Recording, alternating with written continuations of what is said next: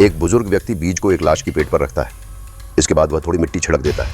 फिर वह उस बीज को लाश की दोनों टांगों के बीच भी रखता है और वहां भी थोड़ी मिट्टी डाल देता है। इस तरह ये शव प्राकृतिक उर्वरक में बदल जाते हैं। एक हफ्ते बाद ये पौधे जड़ें पकड़ने लगते हैं। बुजुर्ग उन्हें लेकर जहाज के अंदर जाता है और उन्हें गमलों में लगा देता है। वह उनकी रोजाना खूब देखभाल करता है और यही छोटे से छोटे पौधे आगे चलकर मानव सभ्यता को बचाने की कुंजी साबित होते हैं। दरअसल 2026 के एक दूरस्थ समय में कुछ लोग विश्व के अंत से बचने के लिए एक धार्मिक जहाज आर्क पर सवार होकर आसमान की ओर चले जाते हैं। लेकिन वहां भोजन की कमी जल्द ही सबसे बड़ी समस्या बन जाती है।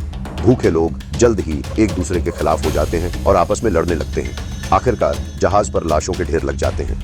सुमन और रोहन एक दूसरे के सहारे जीवित रहने में कामयाब रहते हैं। उनके साथ एक बुजुर्ग भी जीवित बचा होता है। इस बुजुर्ग का उद्देश्य मानव सभ्यता को बचाना होता है। वह लाशों को जहाज के एक कक्ष में लाकर काटता है और फिर उन्हें एक मशीन में डालकर उसे पौधों के लिए खाद में बदल देता है।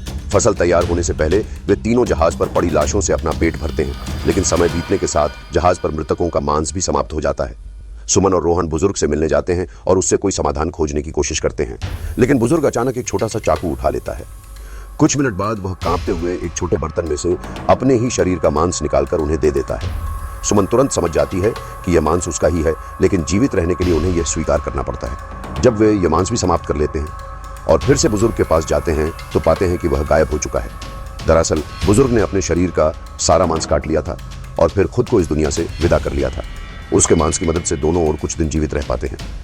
तभी रोहन को याद आती है कि जहाज में एक मुर्गी भी है। वह एक कुल्हाड़ी लेकर मुर्गी को मारने के लिए आगे बढ़ता है, लेकिन सुमन ऐसा होने नहीं देना चाहती, क्योंकि यह मुर्गी अब अंतिम जानवर थी जो बची थी। वह खुद कुल्हाड़ी उठाती है और रोहन पर वार कर देती है। रोहन के मांस से सुमन कुछ और दिन जीवित रहने में सफल हो जाती है। एक महीने बाद जहाज पर लगाए गए पौधे पकने लगते हैं। सौभाग्य से मुर्गी अंडे देना भी शुरू कर देती है, लेकिन सुमन जब पहला अंडा खाती है तो उसे अचानक तेज दर्द होता है। उसे एहसास होता है कि उसके पेट में बच्चा है और अब उसे जन्म देने वाली है। इस तरह मानव सभ्यता का दोबारा जन्म होता है। कुछ साल बीत जाते हैं। 18 साल बाद लड़का वयस्क हो जाता है, लेकिन एक दिन वह अचानक से सुमन की ओर बढ़ता है और उसकी ओर हाथ बढ़ाता है। यह दृश्य यह संकेत देता है कि एक नया भयानक चक्र फिर से शुरू हो सकता है।